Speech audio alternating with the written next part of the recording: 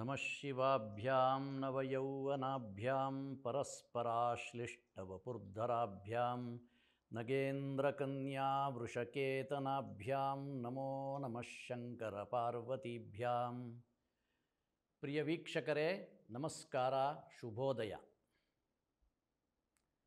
ಒಂದು ಸಲ ಸೋದರರು ರಾಜಕುಮಾರರು ಆದಂತಹ ಅಷ್ಟಕ, ಪ್ರತರ್ಧನ, ವಸುಮನಸ ಮತ್ತು ಶಿಬಿ ಇವರು 4 ಜನ ಒಂದು ಅಶ್ವಮೇಧ ಯಾಗವನ್ನು ಮುಗಿಸಿ ರಥಾರೂಢರಾಗಿ ಹೋಗ್ತಾ ಇರ್ತಾರೆ. ಮಾರ್ಗ ಮಧ್ಯದಲ್ಲಿ ನಾರದರು ಸಿಗ್ತಾರೆ. ನಾರದರು ದೇವರ್ಷಿಗಳು, ಪರಮ ಗೌರವಾನ್ವಿತರು. ಎಲ್ಲರೂ ಕೂಡ ರಥದಿಂದ ಇಳಿದು ನಾರದರನ್ನು ನಮ್ಮ ಜೊತೆ ಬರಬೇಕು ತಾವು ಅಂತ ಹೇಳಿ ಅವರನ್ನು ರಥದಲ್ಲಿ ಕೂರಿಸ್ಕೊಳ್ತಾರೆ. ಅವರು ರಥ ಹತ್ತಿದ ಮೇಲೆ ಇವರೆಲ್ಲ ರಥ ಹತ್ತಿಕೊಂಡು ಮುಂದಕ್ಕೆ ಹೋಗ್ತಾರೆ. ಹೋಗಬೇಕಾದ್ರೆ ದಾರಿನಲ್ಲಿ ನಾರದರನ್ನು ಪ್ರಶ್ನೆ ಮಾಡ್ತಾರೆ. ನಾರದರೆ, ತಾವು ತ್ರಿಕಾಲಜ್ಞರು, ತ್ರಿಲೋಕ ಸಂಚಾರಿಗಳು, ಹಾಗಾಗಿ ತಮ್ಮಲ್ಲಿ ಒಂದು ಪ್ರಶ್ನೆ ಕೇಳ್ತಾ ಇದ್ದೀವಿ. ನಾವು 4 ಜನ ಅಣ್ಣ ತಮ್ಮಂದರು ಧರ್ಮ ಮಾರ್ಗದಲ್ಲೇ ನಡೆದಿದ್ದೀವಿ, ಧರ್ಮ ಮಾರ್ಗದಲ್ಲೇ ರಾಜ್ಯಭಾರ ಮಾಡಿದ್ದೀವಿ, ಯಾರಿಗೂ ನೋವಾಗದಂತೆ ನಡ್ಕೊಂಡಿದ್ದೀವಿ ನಮ್ಮ ಮನಸ್ಸಿಗೆ ಗೊತ್ತಿದ್ದಷ್ಟು. ಹೀಗೆ ಈ ಸತ್ಕರ್ಮಗಳಿಂದ, ಸದ್ಧರ್ಮದಿಂದ ನಾವು ಜೀವನ ನಡೆಸಿದ್ರಿಂದ ನಮಗೆ ಸ್ವರ್ಗ ಪ್ರಾಪ್ತಿ ಆಗತ್ತೆ ಅನ್ನೋದರಲ್ಲಿ ನಮಗೇನೂ ಸಂಶಯ ಇಲ್ಲ. ಆದರೆ ನಮ್ಮಲ್ಲಿ ಸ್ವರ್ಗನೂ ಕೂಡ ನಿತ್ಯ ಶಾಶ್ವತ ಏನಲ್ಲ. ಅದು ನಮ್ಮ ಸತ್ಕರ್ಮಗಳ ಫಲಗಳೆಲ್ಲ ಕಡಿಮೆ ಆಗ್ತಿದ್ದ ಹಾಗೇ ನಾವು ಸ್ವರ್ಗದಿಂದ ಚ್ಯುತರಾಗ್ತೀವಿ, ಅಲ್ಲಿಂದ ಕೆಳಗಡೆ ಬೀಳ್ತೀವಿ ಅಂತ ನಮಗೆ ಗೊತ್ತುಂಟು. ಈಗ ತಮ್ಮ ಹತ್ರ ಕೇಳ್ತಾ ಇರುವಂಥ ಪ್ರಶ್ನೆ ಇಷ್ಟೇ, ನಮ್ಮಲ್ಲಿ ಯಾರು ಮೊದಲು ಸ್ವರ್ಗದಿಂದ ಕೆಳಗಡೆ ಬೀಳ್ತೀವಿ ಅಥವಾ ಚ್ಯುತರಾಗ್ತೀವಿ ಅಂತ ಒಂದು ಕುತೂಹಲಕ್ಕೋಸ್ಕರ ತಮ್ಮನ್ನು ಪ್ರಶ್ನೆ ಕೇಳ್ತಾ ಇದ್ದೀನಿ. ಸರಿ, ನಾರದರು ಸಂತೋಷವಾಗಿ ಉತ್ತರ ಕೊಟ್ಟರು. ಹೌದಾ, ನಿಮ್ಮ 4 ಜನರದಲ್ಲಿ ಅಷ್ಟಕ ಮೊದಲು ಚ್ಯುತನಾಗ್ತಾನೆ, ಆವಾಗ ಕಾರಣ ಹೇಳ್ಬೋದಾ ಅಂತ ಕೇಳ್ತಾರೆ ಈ 4 ಜನ. ಆವಾಗ ಹೇಳ್ತಾನೆ, ನೋಡಿ, ನಾನು ಈ ಅಷ್ಟಕನ ಮನೆಯಲ್ಲಿ ಸ್ವಲ್ಪ ಕಾಲ ಇದ್ದೆ. ಒಂದು ಸಲ ಅವನು ವಿಹಾರಾರ್ಥವಾಗಿ ನನ್ನನ್ನು ರಥದಲ್ಲಿ ಕರ್ಕೊಂಡು ಹೋಗ್ತಾ ಇದ್ದ. ಆವಾಗ ಅನೇಕ ಬೇರೆ ಬೇರೆ ಬಣ್ಣದ ಹಸುಗಳೆಲ್ಲ, ಸಾವಿರಾರು ಹಸುಗಳನ್ನು ನಾನು ನೋಡಿದೆ. ನಾನು ಅವರನ್ನು ಕೇಳಿದೆ, ಇದು ಯಾರದ್ದಪ್ಪ ಇದು ಅಂತ. ಆಗ ಅಷ್ಟಕ ಹೇಳ್ದ, ಸ್ವಾಮಿ, ಇದೆಲ್ಲವೂ ಕೂಡ ನನ್ನದೇ ಆಗಿತ್ತು, ಈಗ ನಾನೆಲ್ಲ ಬ್ರಾಹ್ಮಣರಿಗೆ ದಾನ ಕೊಟ್ಬಿಟ್ಟಿದ್ದೀನಿ ಅಂತ ಹೇಳ್ತಾ. ಅಲ್ಲಿಗೆ ಅವನ ಕೊಟ್ಟ ದಾನದಲ್ಲಿ ಇನ್ನೂ ನನ್ನದು ಅನ್ನುವಂಥ ಅಂಟಿಟ್ಕೊಂಡಿದ್ದಾನವನು. ಹಾಗಾಗಿ ದಾನದಲ್ಲಿ ದೋಷ ಬಂತು. ಹಾಗಾಗಿ ಸ್ವರ್ಗದಿಂದ ಮೊದಲು ಇವನು ಚ್ಯುತನಾಗ್ತಾನೆ ಅಂತ ಹೇಳಿದರು. ಸರಿ, ಕುತೂಹಲ ಇನ್ನೂ ಜಾಸ್ತಿ ಆಯಿತು. ಆಯಿತು ಸ್ವಾಮಿ, ಹಾಗಾದರೆ ಎರಡನೆಯವನು ಯಾರು ಸ್ವರ್ಗದಿಂದ ಕೆಳಗಡೆ ಬೀಳ್ತಾನೆ? ಹೇಳಿಬಿಡ್ತಾರೆ ಅವರು, ಪ್ರತರ್ಧನ ಬೀಳ್ತಾನಪ್ಪ ಎರಡನೆಯವನು. ಏನು ಮಾಡ್ದ ಅವನು? ಅವನು ಮಹಾ ದಾನವಂತ, ದಾನಶೀಲ, ಒಳ್ಳೆಯ ರಾಜ, ಎಲ್ಲವೂ ಸರಿ. ಅವನು ಹೀಗೆ ಒಂದು ಸಲ ನನ್ನನ್ನು ರಥದಲ್ಲಿ ಕರ್ಕೊಂಡು ಹೋಗ್ತಾ ಇದ್ದ. ಆಗ ಒಬ್ಬ ಬ್ರಾಹ್ಮಣ ಬಂದು, ನನಗೆ ನಿನ್ನ ರಥದ ಒಂದು ಕುದುರೆ ಬೇಕಾಗಿದೆ, ಈಗ ನನಗೆ ಬಹಳ ಶೀಘ್ರವಾಗಿ ಬೇಕಾಗಿದೆ, ಟೈಮ್ ಇಲ್ಲ, ದಯಮಾಡಿ ನನಗೆ ದಾನ ಕೊಡ್ತೀಯಾ ಅಂತ ಅವನು ಬಂದು ಕೇಳ್ತಾನೆ. ಕೇಳಿದಾಗ ಇವನು ಪ್ರತರ್ಧನ ಏನು ಮಾಡ್ತಾನೆ, ಸರಿ, ನಾನು ಅಲ್ಲಿಗೆ ರಾಜಧಾನಿಗೆ ಹಿಂತಿರುಗಿದ ಮೇಲೆ ನಿನಗೆ ದಾನ ಕೊಡ್ತೀನಿ, ಆಗ್ಬೋದಾ ಅಂತ ಕೇಳ್ತಾನೆ.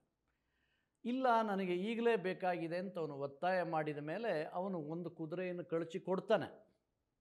ಸ್ವಲ್ಪ ದೂರ ಹೋಗೋದಾಗ ಇನ್ನೊಬ್ಬ ಬ್ರಾಹ್ಮಣ ಬಂದು ಅದೇ ಪ್ರಶ್ನೆ ಕೇಳ್ತಾನೆ, ನನಗೆ ಒಂದು ಕುದುರೆ ಬೇಕಾಗಿದೆ.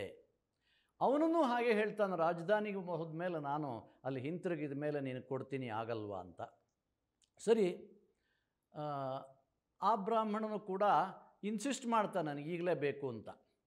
ಆವಾಗ ಏನಾಗುತ್ತೆ, ಇವನು ಕೊಡ್ತಾನೆ, ಏನು ವಿರೋಧ ಮಾಡಲ್ಲ. ಹೀಗೇ 4 ಕುದುರೆಗಳು ಪ್ರತಿ ಸಲ ಕೇಳಿದಾಗಲೂ ವಾಪಸ್ ಹೋಗಿ ಕೊಡ್ಬೋದಾ ಅಂತ ಇವನೊಂದು ಪ್ರಶ್ನೆ ಕೇಳಿರ್ತಾನೆ. ಅಂದರೆ ದಾನ ಕೇಳಿದ ತಕ್ಷಣ ಯೋಚನೆ ಮಾಡದೆ ಕೊಟ್ಟು ಬಿಡಬೇಕು ಅನ್ನುವಂಥ ನಿಯಮ ಇವನು ತಪ್ಪಿದ್ದರಿಂದ ಇವನು ಎರಡನೆಯವನಾಗಿ ಸ್ವರ್ಗದಿಂದ ಕೆಳಗಡೆ ಬರ್ತಾನೆ ಅಂತ ಹೇಳ್ತಾರೆ. ಸರಿ, ಮೂರನೆಯವನು ವಸುಮನಸ, ಅವನು ಬರ್ತಾನಪ್ಪ, ಅವನು ಮೂರನೆಯವನಾಗಿ ಕೆಳಗಡೆ ಇಳಿತಾನೆ. ಅವನ ಸಮಸ್ಯೆ ಏನು? ಅವನು ಕೂಡ ಬಹಳ ಧರ್ಮಾತ್ಮ, ಎಲ್ಲ ಸರಿ. ಅವನಿಗೆ ದೇವತೆಗಳು ಅವನ ಅನೇಕ ಯಜ್ಞ ಅವನು ಮಾಡಿದ್ದರ ಕಾರಣದಿಂದಾಗಿ, ಅನೇಕ ಧರ್ಮ ಕಾರ್ಯಗಳನ್ನು ಮಾಡಿದ್ದರ ಕಾರಣದಿಂದಾಗಿ, ಅನೇಕ ಗೋವುಗಳನ್ನು ಸಂರಕ್ಷಣೆ ಮಾಡಿದ ಕಾರಣದಿಂದಾಗಿ ಅವನಿಗೆ ದೇವಲೋಕದ ಒಂದು ಪುಷ್ಪರಥ, ದಿವ್ಯವಾದಂಥ ರಥ ಅದು, ಅದನ್ನು ಕೊಟ್ಟು ಸ್ವಸ್ತಿ ವಾಚನ ಮಾಡ್ತಿರ್ತಾರೆ, ನಿನಗೆ ಒಳ್ಳೆಯದಾಗಲಿ ಅಂತ ಆ ರಥದ ಬಗ್ಗೆ ಹೇಳ್ತಾ ಇರಬೇಕಾದ್ರೆ ನಾರದರು ಅಲ್ಲಿಗೆ ಹೋಗ್ತಾರೆ. ಹೋದಾಗ ನಾರದರಿಗೆ ಆ ರಥವನ್ನು ಅವನು ದಾನವಾಗಿ ಕೊಟ್ಟು ಬಿಡ್ತಾನೆ. ಸ್ವಾಮಿ, ನೀವೇ ಇದಕ್ಕೆ ಯೋಗ್ಯರಾಗಿ ಬಂದಿದ್ದೀರಿ, ನೀವು ಈ ದಾನವನ್ನು ಸ್ವೀಕರಿಸಿ. ಸರಿ, ಅದಾಯಿತು. ಇನ್ನು ಸ್ವಲ್ಪ ದಿವಸ ಆದಮೇಲೆ ಮತ್ತೆ ದೇವತೆಗಳು ಅವನಿಗೊಂದು ಪುಷ್ಪರಥವನ್ನು ಕೊಡ್ತಾರೆ. ಅಷ್ಟು ಧರ್ಮದ ಕೆಲಸ ಮಾಡಿರ್ತಾನೆ ಅವನು. ಮತ್ತೆ ಸ್ವಸ್ತಿ ವಾಚನ ಮಾಡ್ತಾ ಇರ್ತಾರೆ. ಮತ್ತೆ ನಾರದರಿಗೆ ಮತ್ತೊಂದು ರಥವನ್ನು ಕೂಡ ಅವನು ದಾನವಾಗಿ ಕೊಟ್ಟು ಬಿಡ್ತಾನೆ. ಇದಾದ ಮೇಲೆ ಮೂರನೆಯ ಬಾರಿಗೂ ಕೂಡ ಇನ್ನೂ ಅತ್ಯದ್ಭುತವಾದಂಥ ಒಂದು ಪುಷ್ಪರಥವನ್ನು ಅವನಿಗೆ ದಾನವಾಗಿ ದೇವತೆಗಳು ಕೊಡ್ತಾರೆ, ಸ್ವಸ್ತಿ ವಾಚನ ಮಾಡ್ತಾರೆ. ನಾರದರು ಕೂಡ ಅದನ್ನು ನೋಡಿ ಬಹಳ ಒಳ್ಳೆಯದು, ಚೆನ್ನಾಗಿದೆಯಪ್ಪ ಇದು, ಇದರಿಂದ ನಿನಗೆ ಶ್ರೇಯೋಭಿವೃದ್ಧಿ ಉಂಟಾಗಲಿ ಅಂತ ಸ್ವಸ್ತಿ ವಾಚನ ಮಾಡಿದಾಗ ಆ ರಥವನ್ನು ಕೊಡಲಿಕ್ಕೆ ಸ್ವಲ್ಪ ಹಿಂಜರಿದು ಬಿಡ್ತಾನೆ ಇವನು. ಹೌದಾ, ಭಾಳ ತಮ್ಮ ಸ್ವಸ್ತಿ ವಾಚನ ಎಲ್ಲ ಬಹಳ ಚೆನ್ನಾಗಿತ್ತು ಅಂತ ಮೃದುವಾದ ಮಾತಾಡಿ ಕಳಿಸ್ಬಿಡ್ತಾನೆ. ಅಂದರೆ ಅಲ್ಲೊಂದು ಹಿಡಿತ ಬಂತು, ದಾನ ಕೊಡಬೇಕು ಅಂತ ಅನ್ನಿಸ್ಲಿಲ್ಲ. ಆ ಕಾರಣದಿಂದಾಗಿ ಇವನು ಮೂರನೆಯವನಾಗಿ ಇವನು ಕೆಳಗಡೆ ಬೀಳ್ತಾನಪ್ಪ. ಸರಿ, ಈಗ ಉಳಿದವನು ಒಬ್ಬನೇ, ಶಿಬಿ. ಆವಾಗ ಅವರೊಂದು ಸ್ವಲ್ಪ ವಿಚಿತ್ರವಾದ ಪ್ರಶ್ನೆ ಕೇಳ್ತಾರೆ.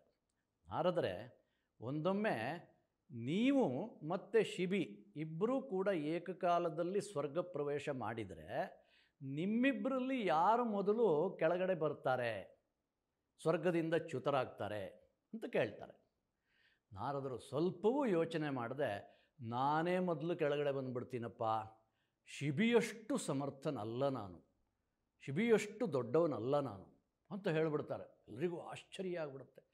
ದೇವರ್ಷಿ ನಾರದರು ಈ ಮಾತಾಡ್ತಾ ಇದ್ದಾರೆ, ಎಂಥ ತ್ರಿಲೋಕ ಸಂಚಾರಿಗಳು, ತ್ರಿಕಾಲ ಜ್ಞಾನಿಗಳು, ಎಲ್ಲವುದನ್ನೂ ತಿಳ್ಕೊಂಡವರು. ಒಬ್ಬ ರಾಜ ಶಿಬಿ ಚಕ್ರವರ್ತಿ ಇವ್ರ ಬಗ್ಗೆ ಇಷ್ಟು ದೊಡ್ಡದಾಗಿ ಹೇಳ್ತಾ ಇದ್ದಾರಲ್ಲ. ಸರಿ, ಕುತೂಹಲ ಉಂಟಾಗತ್ತೆ, ಕಾರಣ ಕೇಳ್ತಾರೆ.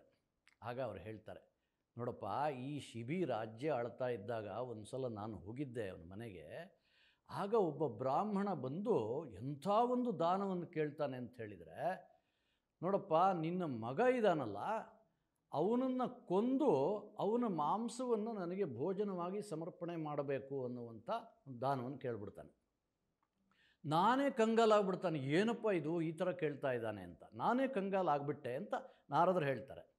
ಆದರೆ ಶಿಬಿ ಮಾತ್ರ ಸ್ವಲ್ಪವೂ ಕೂಡ ಅವನ ಮುಖ ಕೂಡ ವಿವರಣವಾಗಲಿಲ್ಲ, ಅಷ್ಟು ಸಮಾಧಾನವಾಗಿದ್ದು ಅವರು ಹೇಳಿದಂತೆ ಅವನ ಮಗನನ್ನು ಕೊಂದು ಅದರ ಮಾಂಸದಿಂದ ಬ್ರಾಹ್ಮಣರಿಗೆ ಭೋಜನ ಮಾಡಿಸ್ಬೇಕು ಅಂತ ಆ ಭೋಜನ ಪಾತ್ರೆಯನ್ನು ತಲೆ ಮೇಲೆ ಇಟ್ಟುಕೊಂಡು ಆ ಬ್ರಾಹ್ಮಣನನ್ನು ಹುಡುಕೊಂಡು ಬರ್ತಾನೆ.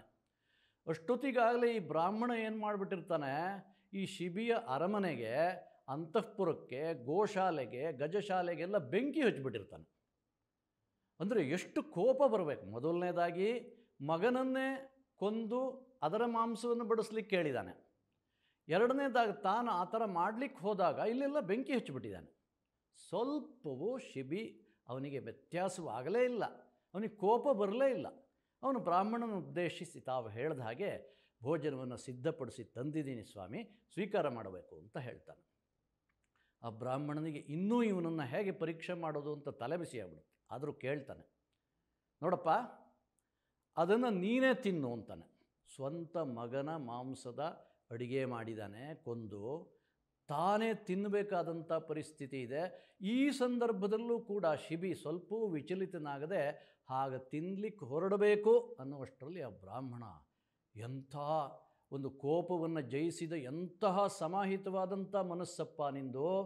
ನೀನು ದಾನಕ್ಕೆ ತಾನು ಕೊಡದೇ ಇರಬಹುದಾದಂಥ ಯಾವುದನ್ನೂ ನೀನು ಇಟ್ಕೊಂಡಿಲ್ಲ. ನಿನ್ನ ಪತ್ನಿ, ಪುತ್ರರು, ರಾಜ್ಯ, ಧನ, ಕನಕ, ತನು, ಮನ, ಎಲ್ಲದನ್ನೂ ದಾನ ಮಾಡೋಕ್ಕೆ ನೀನು ತಯಾರಿದ್ಯಲ್ಲ, ಇಷ್ಟು ಶ್ರೇಷ್ಠವಾದಂಥ ಒಂದು ವ್ಯಕ್ತಿತ್ವ ನಿಂದು ಅಂತ ಹೇಳಿ ಅವನಿಗೆ ಆಶೀರ್ವಾದ ಮಾಡ್ತಾನೆ. ಸತ್ತೋದಂಥ ಮಗನು ಬದುಕ್ತಾನೆ. ಆ ಕಥೆ ಎಲ್ಲ ಬೇರೆ. ಅಂದರೆ ದಾನ ಮಾಡುವಾಗ ನಮ್ಮ ಮನೋಧರ್ಮ, ಭಗವಂತನಲ್ಲಿ ಸಮರ್ಪಣೆ ಮಾಡುವಾಗ ನಮ್ಮ ಮನೋಧರ್ಮ ಹೇಗಿರಬೇಕು ಅನ್ನೋದನ್ನು ನಿರ್ದೇಶನ ಮಾಡುವಂಥ ಒಂದು ಕಥೆ. ಶ್ರೀರಂಗ ಮಹಾಗುರುಗಳು ಒಂದು ಮಾತು ಹೇಳ್ತಾ ಇದ್ದರು. ಐಶ್ವರ್ಯ ಅನ್ನುವಂಥ ಒಂದು ಪದ ಈಶ್ವರನನ್ನು ತನ್ನ ಜೊತೆಗೆ ಇಟ್ಕೊಂಡಿದೆಯಪ್ಪ. ಈಶ್ವರ ಅನ್ನೋ ಪದದಿಂದಲೇ ಈ ಐಶ್ವರ್ಯ ಅನ್ನೋ ವಿಷಯ ಬಂದಿದೆ. ಅವನದು ಎಲ್ಲ ಜಗತ್ತಲ್ಲಿ ಏನೇನಿದೆಯೋ ಎಲ್ಲವೂ ಕೂಡ ಅವನು ಕೊಟ್ಟಿರುವಂಥದ್ದು. ಅವನು ಕೊಟ್ಟಿದ್ದನ್ನು ಅವನಿಗೆ ಕೊಡುವುದೇ ಐಶ್ವರ್ಯದ ಒಂದು ಸದುಪಯೋಗ. ದೈವ ಕೊಟ್ಟದ್ದನ್ನು ದೈವಕ್ಕೆ ಉಪಯೋಗಿಸಬೇಕು. ಅದೇ ಸಮರ್ಪಣೆ ಅನ್ನೋ ಮಾತನ್ನು ಅವ್ರು ಹೇಳಿದರು. ದಾನ ಮಾಡುವಾಗ ತನ್ನದು ಅಂತ ಯಾವ ಅಂಟನ್ನೂ ಇಟ್ಟುಕೊಳ್ಳಬಾರದು ಅನ್ನೋ ಮಾತನ್ನು ಅವರು ಹೇಳ್ತಾ ಇದ್ದರು. ಈಗ ಅಷ್ಟಕ ದಾನ ಮಾಡುವಾಗ ಈ ದನಗಳೆಲ್ಲ ನನಗೆ ಸೇರಿದ್ದು ನಾನು ದಾನ ಮಾಡಿಬಿಟ್ಟಿದ್ದೀನಿ ಅಂದರೆ ದಾನ ಮಾಡಿದ ಮೇಲೂ ಆ ಅಂಟೊಂದು ಇದ್ದೇ ಇದೆ. ಹೀಗಾಗಿ ನಮಮ ಅಂತ ಬಾಯಲ್ಲಿ ಹೇಳಿದ್ರೂ ಕೂಡ ಒಳಗಡೆ ಇದೆಲ್ಲ ನಂದಾಗಿತ್ತು ಅನ್ನುವಂಥ ಒಂದು ಅಂಟಿದೆ. ಈ ಥರ ಅಂಟಿದ್ದಾಗ ಭಗವಂತ ಅದನ್ನು ಸ್ವೀಕಾರ ಮಾಡಲ್ಲ. ಆದರೆ ಶಿಬಿಯ ವಿಷಯದಲ್ಲಿ ಹಾಗಾಗಲಿಲ್ಲ. ಯಾವುದರದ್ದು ಅಂಟಿಲ್ಲ. ಎಲ್ಲ ಐಶ್ವರ್ಯವೂ ಕೂಡ ನಿನಗೇ ಸೇರಿದ್ದಪ್ಪ. ಎಲ್ಲ ಐಶ್ವರ್ಯದ ಒಡೆಯ ನೀನು. ನಾನು ಕೇವಲ ನಿಮಿತ್ತ ಮಾತ್ರನಾಗಿದ್ದೀನಿ. ನನ್ನ ಸುಪರ್ದಿಗೆ ಬಂದಿದೆ ಈಗ ಅಂತ ಕಾರಣಕ್ಕೆ ಇದು ನನ್ನದಲ್ಲ, ನಿನಗೇ ಸೇರಿರುವಂಥದ್ದು. ಹಾಗಾಗಿ ನೀನು ನನಗೆ ಈಗ ನನಗೆ ವ್ಯಾವಹಾರಿಕವಾಗಿ ನನಗೆ ಸಂಬಂಧಪಟ್ಟಿದೆ ಅಂದರೂ ಕೂಡ ಯಾರ್ಯಾರ ಮೂಲಕ ಬಂದು ಏನೇನು ನೀನು ಕೇಳ್ತೀಯೋ ಅದನ್ನೆಲ್ಲ ನಿನಗೆ ಸಮರ್ಪಣೆ ಮಾಡಬೇಕಾಗಿದ್ದು ನನ್ನ ಹೆಚ್ಚುಗಾರಿಕೆಯಲ್ಲ, ನನ್ನ ಕರ್ತವ್ಯ ಅದು. ಎಂಥದ್ದು ಉದಾತ್ತವಾದಂಥ ಮನಸ್ಸು. ದಾನ ಮಾಡುವಾಗ ನಮ್ಮ ಮನಸ್ಸುಗಳು ಹೇಗಿರಬೇಕು ಅನ್ನೋದಕ್ಕೆ ಶಿಬಿ ಒಂದು ಬಲವಾದ ಉದಾಹರಣೆ. ನಾವೆಲ್ಲ ಏನೋ ಸ್ವಲ್ಪ ಕೊಟ್ಟುಕೊಂಡು ಎಷ್ಟು ಹೇಳ್ಕೊಂಡು ತಿರುಗ್ತೀವಿ, ನಾವು ಯಾವ ದಾನವೂ ಕೂಡ ನಿಜವಾದ ದಾನ ಅಂತ ಅನಿಸ್ಕೊಳ್ಳಲ್ಲ. ಪ್ರತಿಯೊಂದನ್ನು ನಾವು ಒಂದು ಯಜ್ಞಯಾಗವನ್ನು ಮಾಡ್ತೀವಿ, ದಕ್ಷಿಣೆಯನ್ನು ಕೊಡ್ತೀವಿ. ನೋಡ್ರಿ ಇಷ್ಟೆಲ್ಲ ಖರ್ಚು ಮಾಡಿ ಮದುವೆ ಮಾಡಿಬಿಟ್ಟೆ, ಇಂಥ ಯಜ್ಞ ಮಾಡಿಬಿಟ್ಟೆ ಅಂತ ನಾವು ಅದನ್ನು ಹೊಗಳ್ಕೊಳ್ತಾ ಇರ್ತೀವಿ. ಎಲ್ಲವೂ ಭಗವಂತನಿಂದ ಬಂದಿದ್ದು ಅವನಿಗೆ ಸಮರ್ಪಣೆ ಆಗ್ತಾ ಇದೆ ಅನ್ನುವಂಥ ಭಾವ ನಮಗಿರಲ್ಲ. ನಾವು ಭಾರವಾಗಿ ನಮ್ಮಲ್ಲೇ ಇಟ್ಕೊಂಡು ಇನ್ನಷ್ಟು ನಾವು ಭಾರ ಮಾಡ್ಕೊಂಡು ಭೂಮಿಗೆ ಅಂಟುಕೊಂಡಿರ್ತೀವಿ. ನಾವು ಹಗುರವಾಗಿ ಮೇಲಿನ ಲೋಕಕ್ಕೆ ಹೋಗೋದಕ್ಕೆ ನಾವು ತಯಾರಾಗಲ್ಲ. ಹಾಗಾಗದೇ ಶಿಬಿಯಂತಹ ಒಂದು ಸಮಾಹಿತ ಮನಸ್ಕತೆ, ಎಲ್ಲವೂ ಭಗವಂತನಿಗೆ ಸಮರ್ಪಿತ ಅನ್ನುವಂಥ ಒಂದು ಮನೋಭಾವವನ್ನು ನಾವು ಇಟ್ಕೊಳ್ಬೇಕು ಅನ್ನೋದು ಈ ಕಥೆಯ ಒಂದು ಆದರ್ಶ ಅನ್ನೋದನ್ನು ನೆನಪು ಮಾಡಿಕೊಳ್ತಾ ಈ ಮಾತುಗಳನ್ನು ಭಗವದರ್ಪಣೆ ಮಾಡ್ತಾ ಇದ್ದೀನಿ. ನಮಗೆಲ್ಲರಿಗೂ ಕೂಡ ದಾನದ ಆ ಬುದ್ಧಿಯನ್ನು ಭಗವಂತ ಕರುಣಿಸಲಿ ಅಂತ ಪ್ರಾರ್ಥನೆ ಮಾಡೋಣ. ನಮಸ್ಕಾರ.